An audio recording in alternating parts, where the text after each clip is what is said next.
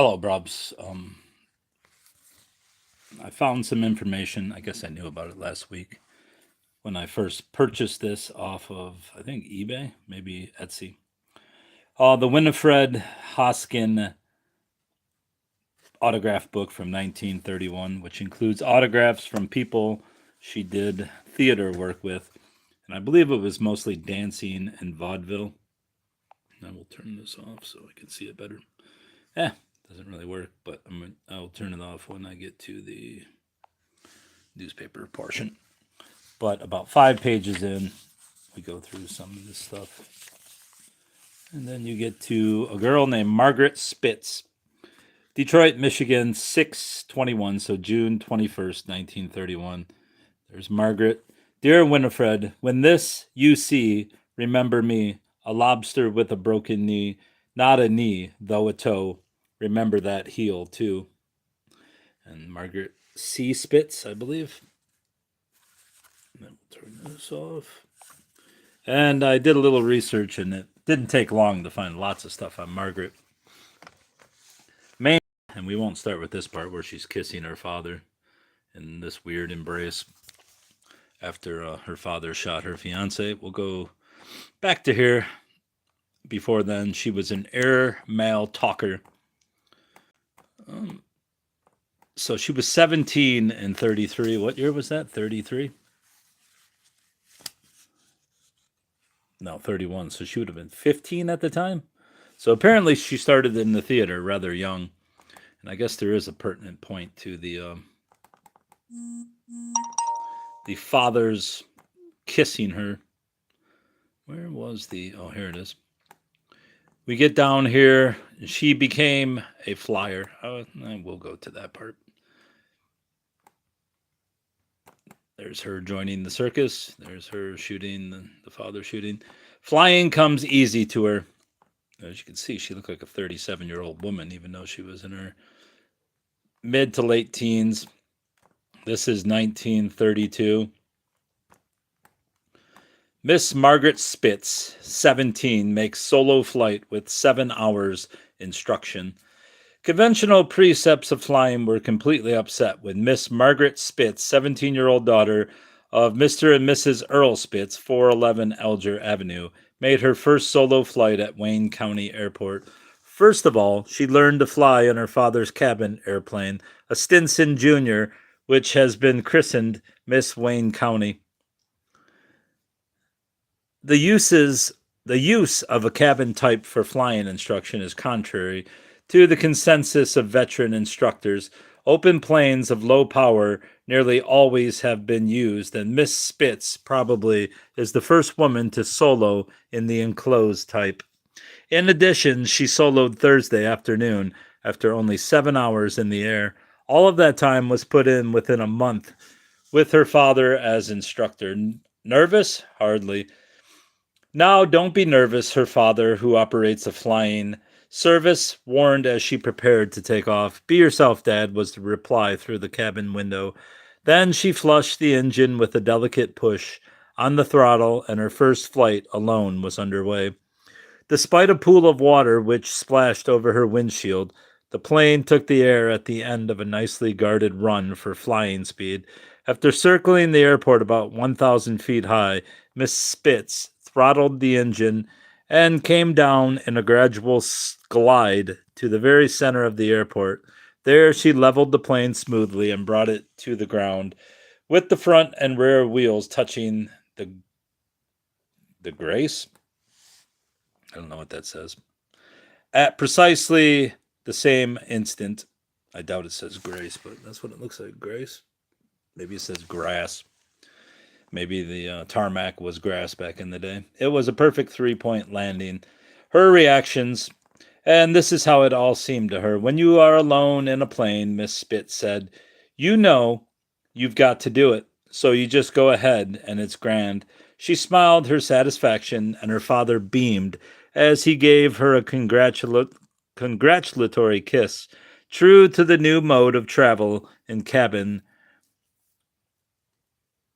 types, Miss Spitz wore neither helmet nor goggles. She wore a light print dress low shoes, a black fur coat, and a jaunty little black hat. When it was all over, Spitz took his daughter to the airport lunchroom to get out of a chilly wind and celebrate the occasion with plum pudding and tea. There, airport attendants and friends gathered around to hear more about the flight. I always wanted to be a professional dancer. And that takes us back to this. Back to her being in this booklet with the dancer herself, not Hester, but Winifred Hoskin, and there's Margaret in there. Another convention was broken by Miss Spitz today. Custom requires student pilots to treat fellow pilots when their first flight alone is completed. The treat invariably calls for a keg of beer, but Miss Spitz chose to bake a cake and serve it herself. So we got this, that Margaret Spitz was a young flyer. And then, what year was that? I think 32. Oh shit, did I mess with that? 32. Nope, don't look at that. You don't want to see my password. 1932, so 2 years later, her father shoots the sweetheart of the flying deputy sheriff, which she was. Come on. And there's Earl Spitz, father. Got a bandage on his head. The 24-year-old boyfriend, Earl Urquhart, 24, the girl's fiance. He shot him after he attacked him with a hammer. Where's the story at? Not that we need the story. Earl Urquhart. Damn, this is him. Is near death in Highland Park General Hospital. He was shot twice in the back by his sweetheart's father when he refused to leave the girl.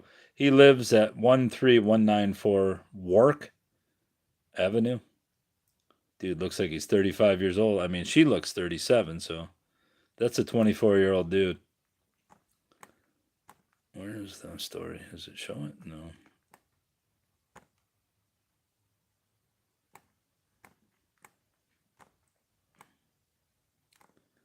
No, it doesn't really show the story. Anyway, we'll get back to the story. There's Margaret as she was a sheriff, deputy at 17, an air traffic sheriff. Of course, it doesn't really show the story there either, but here we go. Here's the story of,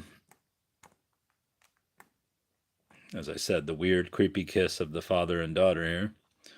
And the mother looks on, wondering the same thing. Why is he kissing her like this? But reunited and free. Let's try and forget it, Dad. Margaret Spitz, the flying deputy sheriff, told her father, Earl Spitz, as they embraced in the prosecutor's office.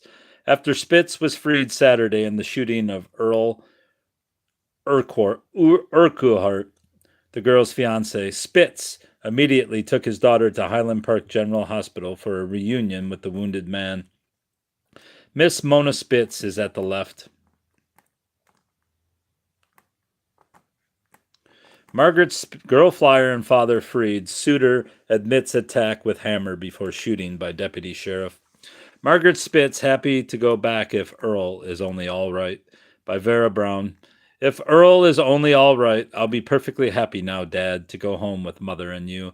This is what Margaret Spitz, pretty 19-year-old girl flyer, said Saturday afternoon as she put her arms around her father's neck and kissed him. So she would have been 16 when she started flying.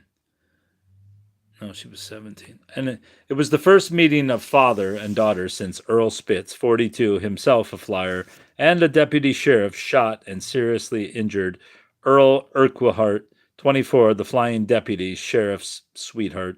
Miss Spitz said she and Urquhart had planned to be married in 2 months. Orders both freed. Gomer Kreis, assistant prosecutor, ordered both father and daughter released from headquarters after Urquhart in Highland Park General Hospital told Christ and Detective Lieutenants Andrew O'Day and George Rose. He had struck Spitz with a claw hammer.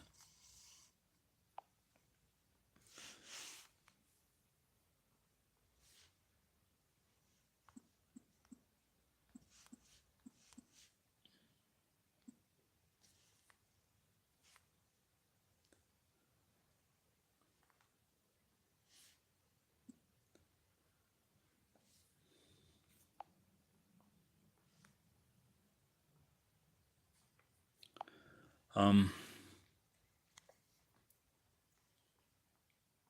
before Spitz emptied the 25 caliber revolver at the fleeing young man. Father, will you take me to the hospital immediately? The girl asked as she held tight to her mother's hand. Yes, daughter, I'll take you there immediately, the father promised. Then turning to Edward N. Barnard, his attorney, Spitz said, I have nothing against the boy. I feel terribly that I hurt him, but I was only protecting my life. I'll take her to the hospital. Besides, I want to see the boy myself. I want him to know how I feel. Couldn't give up Earl. Then, with her arms about her mother and father, the young girl flyer went off to her parents' home at 411 Elger Avenue. The shooting took place in front of the Urquhart home at 13194 Wark Avenue when Spitz warned the young man to stay away from his daughter. You see, I couldn't give up Earl, the girl flyer said, her hands clenched in her lap as she waited for a release. What good would it do for me to give him up and devote all my time to flying? Someday you'd find me and the ship all piled up someplace, for I could not keep my mind on what I was doing. Unless you have the things in life you want, other things mean nothing at all. If he should die now, I don't know how I could stand it. Had planned how I could stand it. We had planned to be married in a couple of months. Now it must be for longer, for Earl will be ill a long time, and there will be big hospital bills. It isn't as though I had not known Earl for a long time. We have talked this thing out. We have talked this thing all out sensibly. Father just did not realize I was serious, that I knew Earl was the man for me. I feel so sorry for everybody concerned. If we could only go back to last Tuesday and forget the intervening days. I do not want to make mother and dad unhappy, but I must have my own happiness. They must understand that. Christ said after he released Spitz and his daughter, he would take no further action unless young Urquhart died. His condition Saturday afternoon was reported more serious. Urquhart is the son of John W. Urquhart, official of the Highland Park plant of the Ford Motor Company. Both young people are well known here. Urquhart used to fly frequently with Miss Spitz at Wayne County Airport in her Stinson plane. Recently, he saw her crack up, and since then, Spitz said, he had tried to influence her against flying. Try to forget it. If we can only patch this thing up and forget it, this is all I ask now, the girl said, as she left police headquarters where she and her father had been held since the shooting Friday night. The girl drove Urquhart to the hospital after the shooting. Spitz held his daughter's hand as they went down in the elevator. You must go home first and get something to eat, child, he said. He has 2 severe bruises on his head, a swollen black eye. I'm sorry, Margaret, but it was not my fault. Let's try and forget it, Dad, the girl answered with a wavering smile, but the girl's flyer's wish to see her sweetheart was not granted Saturday night. Hospital authorities barred everybody from seeing the injured man, even his nearest relatives. He is too ill even for the doctors to speak to him. But the girl insists that she will see him the moment physicians lift the man. He can't die, she said. He cannot die.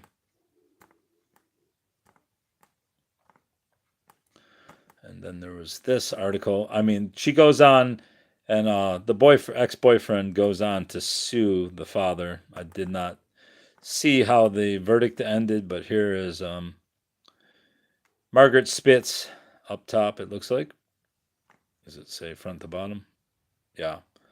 Margaret Spitz up top, part of a charity show in 1930 when she was 14 or 15. And she sure looks.